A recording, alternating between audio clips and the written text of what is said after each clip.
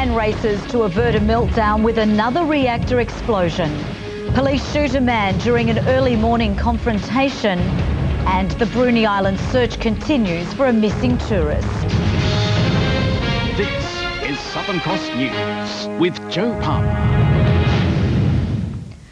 Good evening, everyone. A fresh explosion at a Japanese nuclear power station has heightened fears of a dangerous radiation leak. Today's explosion, the second in as many days, blowing the outer walls off the reactor building. But authorities say the inner container, which holds the nuclear rods, wasn't damaged. Just after 11 a.m, a second explosion at the crippled Fukushima plant, this time the number 3 reactor. 6 people have reportedly been injured in an explosion. A blast caused by hydrogen gas without, they hope, any major radiation leak. The container vessel is intact. The explosion came during warnings of a second tsunami, a false alarm, some relief after new video showing what Friday's tsunami did to the fishing port of Miyako. Boats tossed about like toys. Then this. A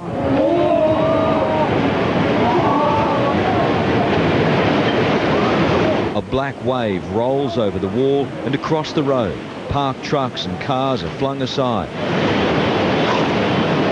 A small boat goes over the falls, crushed beneath a road bridge. Closely followed by 2 more.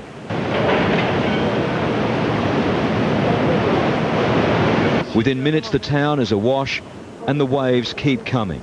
50 kilometres south in Kamaishi, similar scenes, this time a street full of cars. The death toll could pass 10,000. Millions more are without power and clean water. The UN says almost 600,000 have evacuated the area so far. Among them, Australians. Emma Gibson lives only 2 kilometres from the reactor. We had about half an hour before we were gone. They just said, get whatever you've got with you and get out of town now, don't go home. She left everything behind except what was in the car and her handbag. Toothbrush, my diary. Same for Shelley Jerams. Yeah, they want me to come home, of course, yeah. Let's go, Shelley. Young Australians caught in unprecedented times. Really stressed, like I've never experienced anything like this and I don't really know how to cope with it, to be honest. And up and down this coastline, signs that the situation is getting more and more desperate. Queues hundreds of people long, and that is just to get into the local supermarket. 10 at a time, and everyone on rations. 1 packet of rice, 5 bottled drinks per person. I asked why they were even staying in town, just 60 kilometres from the reactor. I have no choice, she said. I have nowhere else to go. Adding to the country's jitters, this volcanic eruption at Mount Shin Moyodake in the country's south. About the only good news, this remarkable rescue, 15 kilometres out to sea. 60-year-old Hiromitsu Shinakawa clung to his roof for almost 2 days. Thousands of bodies have started to wash ashore in the Miyagi prefecture, which was devastated by the tsunami. 10,000 people are listed as missing, but the search and recovery effort could take days, with rescue crews struggling to make it in. The desperate effort at ground zero to find anyone who might have survived nature's brutal assault. But this is Minami Sanriku, the town where half the population is missing. They expect to find only bodies. And testament to the power of that deadly wave, this is the destruction 4 kilometres from the coast.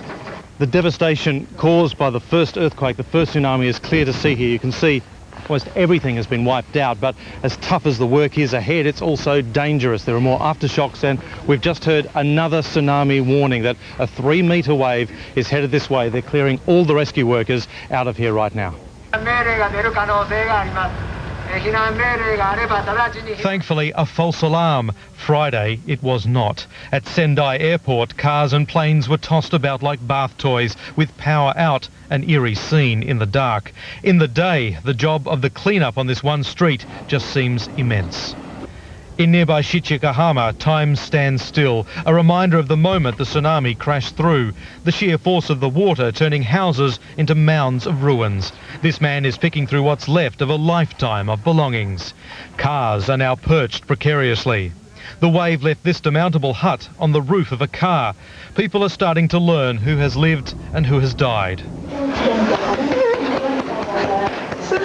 Melbourne man Jason Briffer still hasn't made contact with his family, but his name has been spotted on a survivors list. Unless I hear from him or unless I do get something from the government, it's very hard to believe. Those who survive now struggle with the aftermath, and it means queues for food where shops have run out. On one side of this street the line is for water, on the other it is for fast disappearing fuel. There are other lines too. Of the rescue and emergency vehicles which have rushed in from around the country to help, and of the ambulances which will carry all the injured, but more likely the thousands dead. And further to the north, the town of Hatchinohe has also been devastated. Reporter Nick McCallum is there. It was an eerie feeling driving into Hatchinohe today. A tsunami warning had left the city in gridlock and workers gathering on bridges. Tension was high. We are hoping against hope the tsunami is not going to hit us again, ever. Local radio warned of a possible 3-metre tsunami heading to the already devastated coast, triggered by a big aftershock. So I'm certainly scared. Eventually, it was declared safe, a false alarm. The normally bustling port here was like a ghost town. This squid boat, the most spectacular victim of Friday's 5-metre wave. Marakimi lives nearby and has just returned home after evacuating. I cannot put it in any words. It is unspeakable. This home video shows the fishing town of 200,000 being hit by the tsunami.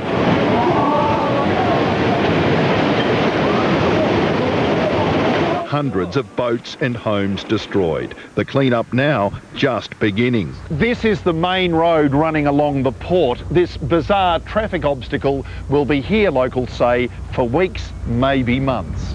We haven't heard any plan yet whatsoever how these ships are going to be moved away. But despite that, locals say family history will ensure they stay here. Live here generation by generation. Japanese nuclear authorities are scrambling to reassure the world over this developing nuclear emergency. International experts say these hydrogen explosions are only releasing small amounts of radiation.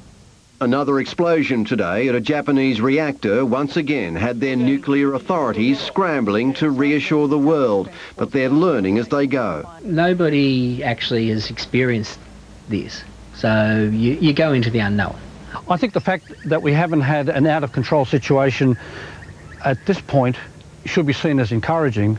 Only hydrogen explosions so far, releasing small amounts of radiation. When the first explosion occurred, the prevailing wind was to the north, towards Siberia, shifting to the west last night, blowing any plume over the North Pacific. The immediate North Asian area is the area of most concern of radioactive fallout, not so much Australia. We're a long way away. This is not yet a Chernobyl situation.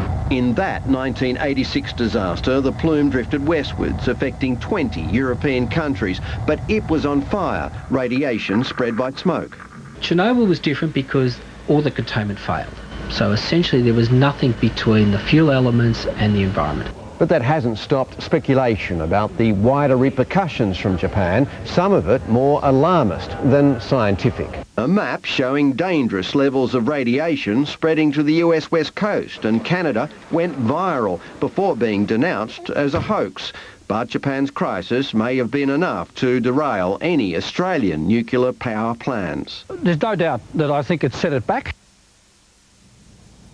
To local news now, and a man shot by police after an early morning confrontation remains in the Launceston General Hospital. Police allege the man was armed with a knife and behaving aggressively. Officers at the scene had tried to subdue him before shooting him in the stomach. Police were called to Beachford around 4 a.m. after reports of a man threatening a resident in Dwyer Street. Upon police arrival, the male person who was armed with a knife was standing in the street. 6 officers negotiated with the 33-year-old, trying to subdue him with capsicum spray. Pepper spray was used, but it had little or no effect. The man, believed to be from Westbury, also threatening to get a firearm. He approached one of the officers who discharged one shot from his firearm, striking the male person in the stomach, who then fell to the ground. Police negotiated with the armed man for more than 30 minutes before the officer fired his gun.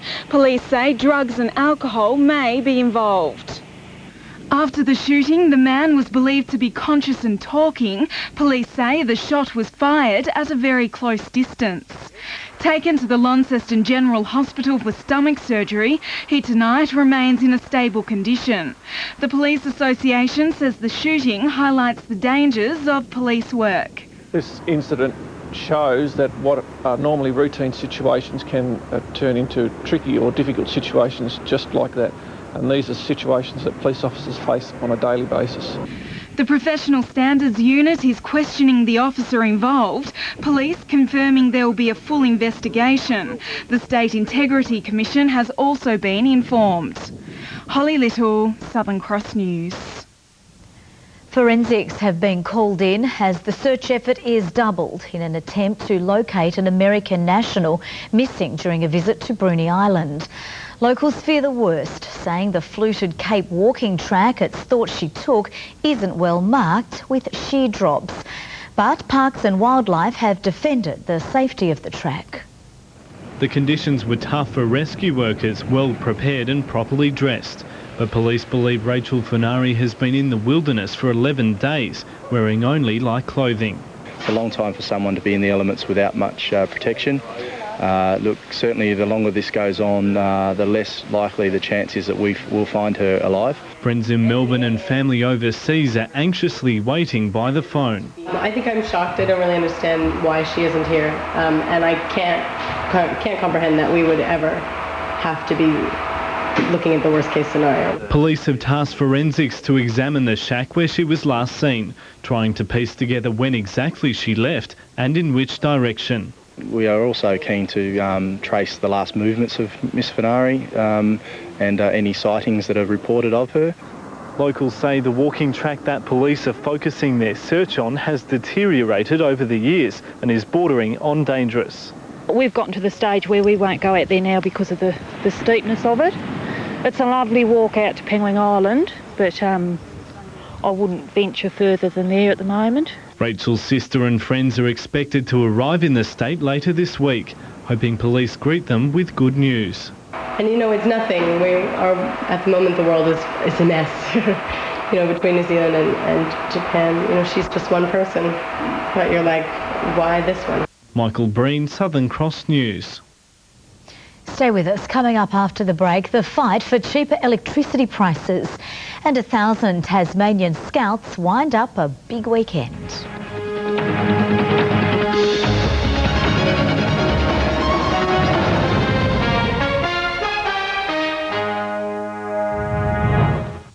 Teams, I am so excited about what we've got in store for you. Just 1 hour to prepare for hundreds of hungry little mouths. It is insane. These people are looking for great food and they want lots of it. Yeah, they're coming right now, babe. A massive My Kitchen Rules tonight. At Specsavers, if you've got private health insurance with any of these companies like I do, you can choose 2 pairs of designer glasses from the $199 range, from my collection and more, and your health fund will cover the cost. 2 pairs no gap should have gone to Specsavers. Roger, schmackos!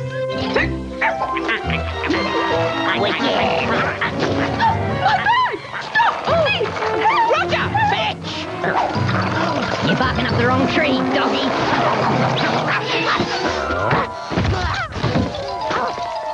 Heroes deserve schmacko straps with no artificial colours or flavours. The Launceston Church Grammar School's academic scholarships are now open. Students entering grades 5 to 11 in 2012 are eligible to sit the exam. For more information and to apply, please visit our website. When you find something that you love and trust, then stick with it. I've been using Ariston at my cooking school at Phoenix and in my home for 10 years. You can trust Ariston to deliver perfect results And of course, it's Italy's #1 brand. Just look inside this open space oven. It's got the flexibility of 2 cooking zones. It's also got a pyrolytic cleaning function, which means you don't have to do it. And the safety of a cool touch door. I'm at home with Ariston. You will be too. See the range now at Harvey Norman. Roll up for Macca's new Grand Chicken Burger. With 100% succulent chicken breast, some very nice red onion rings, thank you. Add a dash of chunky onion relish, a dollop of creamy mayo, and voila! Macca's M Selections menu is now even better with the new Grand Chicken Burger. Get one today. M Selections. Not schmancy, just a little bit fancy. Welcome back.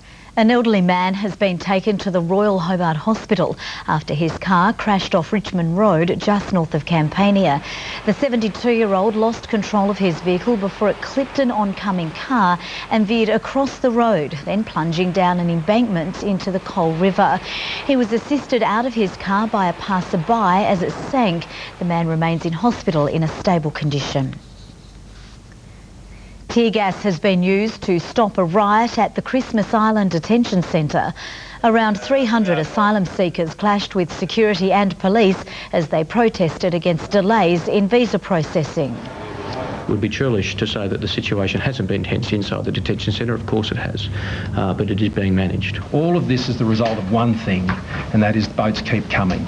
One detainee was taken to hospital after his leg was broken. Extra police have been sent. So far, no one's been charged. The Liberals say the government needs to argue Tasmania's case for fairer power prices at a federal level. Shadow Energy spokesperson Matthew Groom says the state shouldn't have to contribute to the Renewable Energy Target Scheme. I mean, these schemes are largely driven by a need to transition mainland Australia to renewable generation. Well, Tasmania's already made that transition and we've already paid for it. In a statement, the Premier says her government will fight hard to make sure Tasmanians aren't punished, having invested heavily in renewable energy for decades. She says it's time the Liberals at both state and federal levels came up with their own plan. More than 1,000 Scouts and Girl Guides have gathered at Snug for their annual regatta. Scouts and Guides from all over the state participated in a range of adventure activities including kayaking, yachting and rowing, along with beach and swimming races, making it one of the main events on the annual Scouting calendar. It's a really good opportunity for people with similar interests to share their experience and skills. They compete pretty strongly against each other. In each of the age groups, the boys and girls compete against each other. The regatta wrapped up today. Moving on to Monday's business and finance news now, with thanks to Shadforth, your financial advisors. The Australian share market closed lower due to investor concerns about recent events in Japan. The ASX 200 index slumped 18.4 points and the Australian dollar will buy you just under 101 US cents.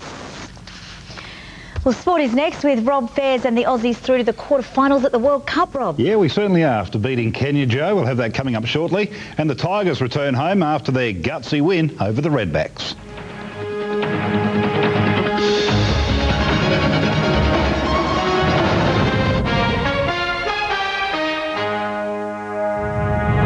No answer. Just a bit concerned that she hasn't turned up today. Just a text message. I have an emergency with police. Diners are ready, but this restaurant is not. Oh my God, are you serious? Don't miss this Conviction Kitchen.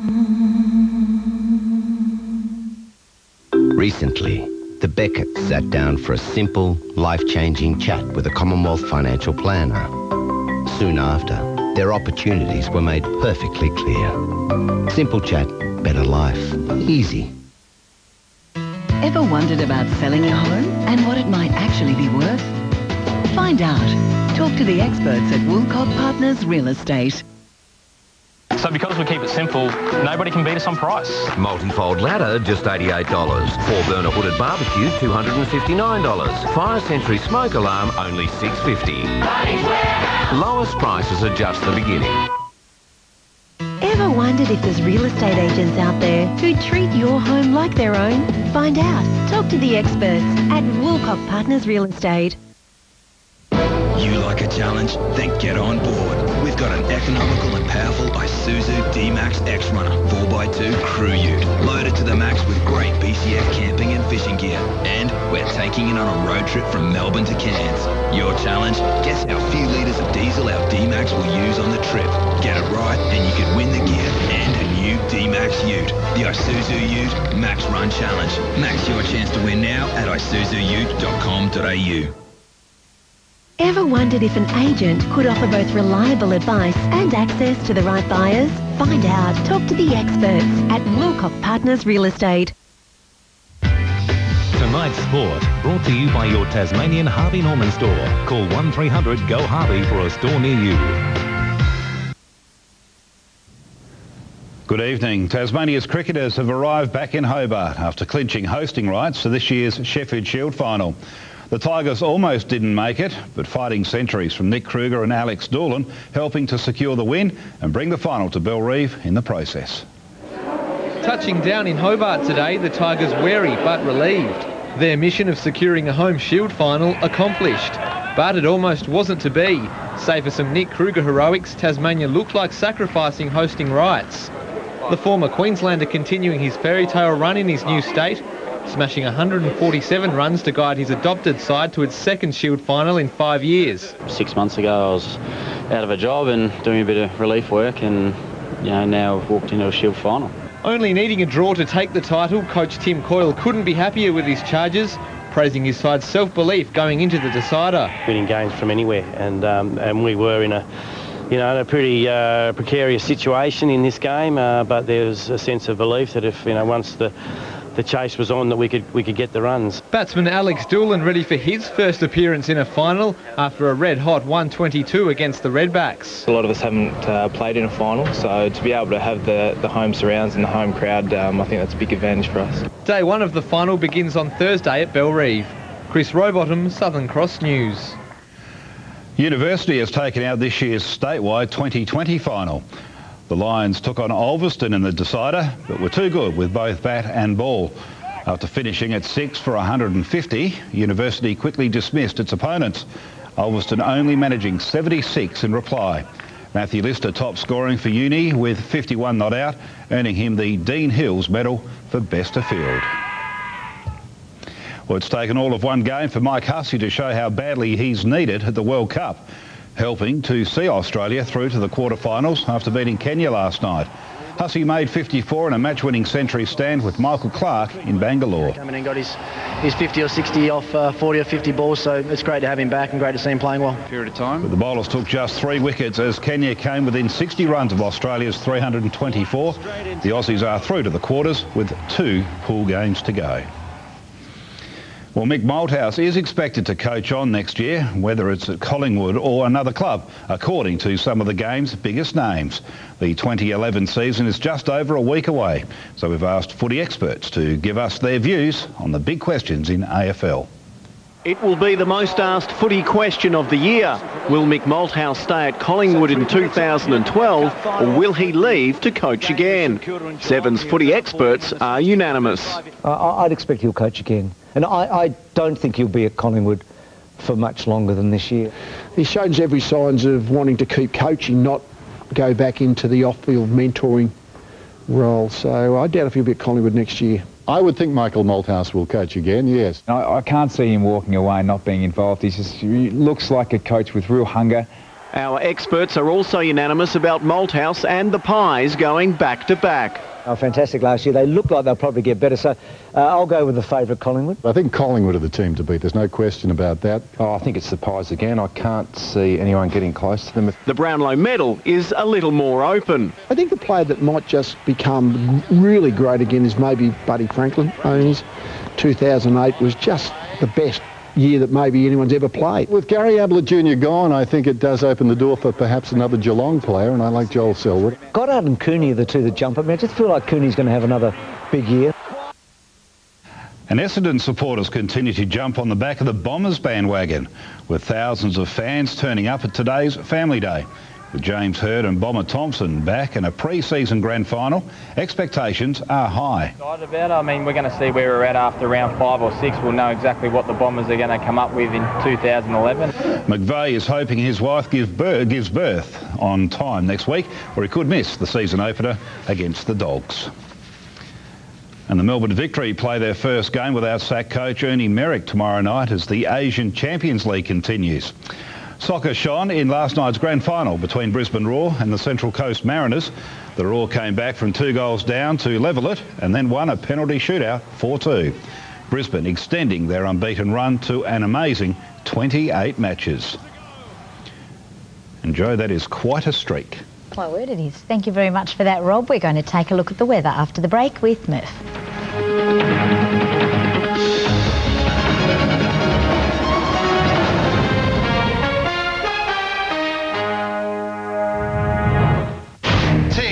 I am so excited about what we've got in store for you. Just 1 hour to prepare for hundreds of hungry little mouths. It is insane. These people are looking for great food and they want lots of it. Yeah, they're coming right now, babe. A massive My Kitchen Rules tonight. Wow, when that comes out, put it under your pillow and the tooth fairy will give you $1 for it.